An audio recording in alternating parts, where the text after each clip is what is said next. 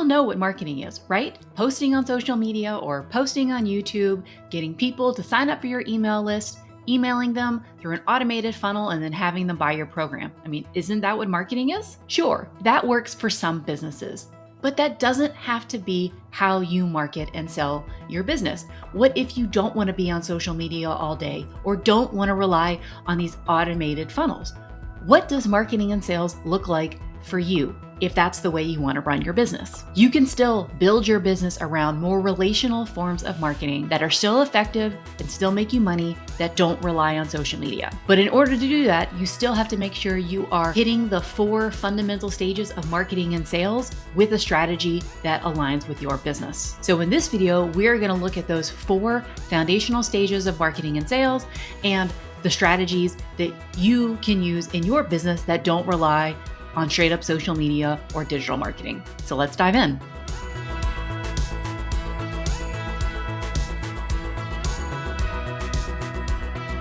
So let's review the 4 foundational stages of marketing and sales. Step number 1, connection. This is when new people are aware of you and discover you. This is the first step, is getting in front of new people. The second stage of marketing and sales is consideration. People are considering whether or not to work with you. They are getting to know you, getting to like you, getting to trust you, and seeing how you have a solution that solves a need for them. That need may come up right now. It may come up in a few months or years. But again, all the while they're considering, are we a fit to potentially work together? Do I have a problem that you solve? The third stage is conversion. This is actively moving someone and inviting them or sending them an offer to an active sales process where they are deciding whether or not to buy from you at this particular point in time. This is when you finalize any scope, start date, engagement, exchange payment.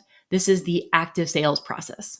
The final stage is turning your customers into champions. How are you generating repeat business from your customers, expanding the scope of work with any of your clients, and turning those customers and clients into raving fans who want to buy from you again, who tell their friends, who leave you testimonials, who send you referrals, which starts the cycle over again with getting you in front of new people. So these are the 4 stages, all a cycle.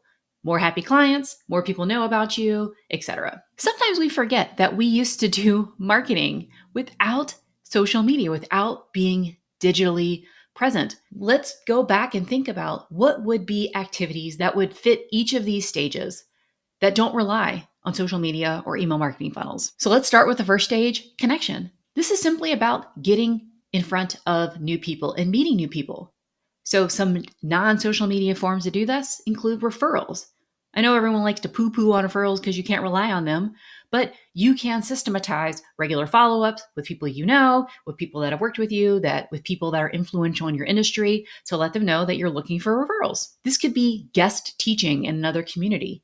So if you are a writing coach, maybe this is working and teaching with a business coach in one of their platforms. Again, powerfully positioned to get you in front of new people. This could be like cross promotion with another creator or another service provider. Imagine all of the artists in your community gathering together to promote a workshop or a gallery opening. Doesn't mean we have to just build up our own audience on social media. It means that you can write a guest post for a newsletter, guest post for a publication, guest teach. Again, we can use relationships to get in front of the communities of other providers that we trust. We always talk about one of the ways if you move to a new city to meet new people is to join sports leagues or join knitting clubs or join communities that relate to some kind of hobby. It can relate to business. It can be related to business growth, or it could just be communities and interests that you care about. Again, the more people that know about you, the more people that know about you, and the more people that know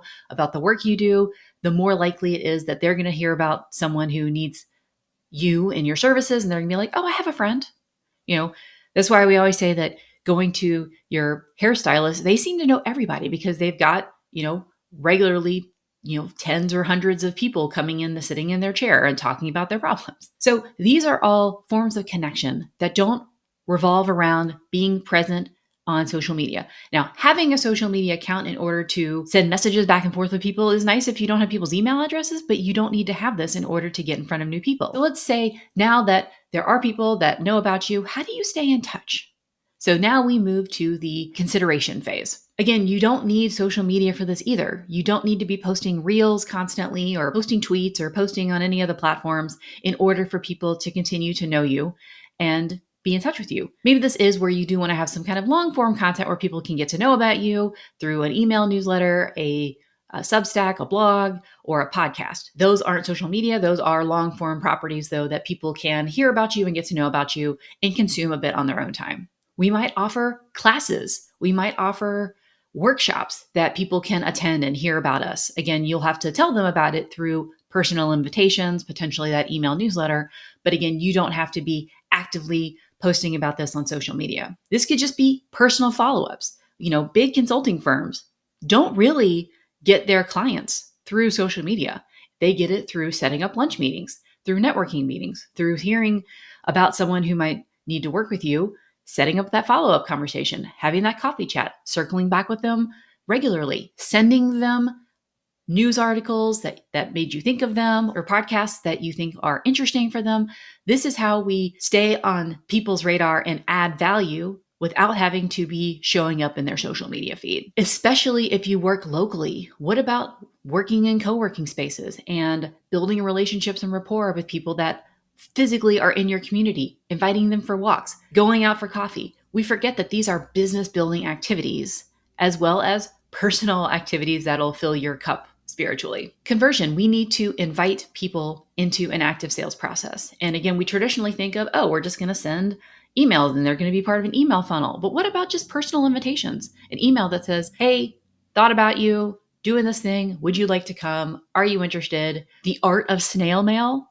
What if you were running a workshop or running a dinner party or opening for a cohort and you actually mailed people gifts, invitations like, love good Evite. But what if you actually snail mailed invitations to work with you? We want to have our contact links on our website. So people hear about us, they can book a call with us without having to fill out a lot of information. And then finally, we have turning clients into champions. So what about sending new client gifts? Again, I talk about physical mail a lot because we're so inundated with digital conversations and digital information that when we see a thank you card arrive in the mail or a new client gift, we remember and we say, this is an exceptional client experience. We champion by asking for that testimonial. And it might come as a automated sequence after your work you've done, but also it's just a relational ask. Would you provide me a testimonial? Letting people know how and when to refer to you. If people think you're busy, people think you're booked. If people don't think that you have openings for clients, they're not going to send people your way. But if you regularly let people know, this is what I'm doing, this is what's coming up, your fans will want to help you. And then following up for tune-ups, for maintenance, for repeat work. A lot of times we sell one-time projects, but there's always some follow-up that needs to happen. So how, with people that already know us, like us, trust us, and rave about us, how can we regularly invite them into working with us on a regular basis? People are busy. And if you remind them to come back for maintenance, remind them to come back for that tune-up, come back for that next level of depth in your work, they're going to be grateful because it's really hard to keep track of all the maintenance things that we should be doing around the house and our businesses for ourselves. Having that external trigger can really help. Sometimes all of these ways of connecting with human beings sometimes rely on digital mechanisms. So sending email, potentially being connected with people on social media, it does help with a network map.